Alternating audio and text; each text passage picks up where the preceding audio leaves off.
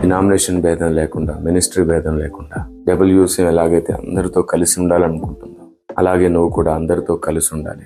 ఏది సత్యమో అది ప్రజలకు అర్థమయ్యే వరకు మనం అందరితో కలిసి ఉండి ఒకరికొకరు సత్యం నేర్పించుకోవాలి. నీకు తెలుసా, అపార్థమైన క్రైస్తవ్యాన్ని భారతదేశానికి అర్థమయ్యేటట్లు చేద్దాం, అర్థమయ్యేటట్లు చేయాలి.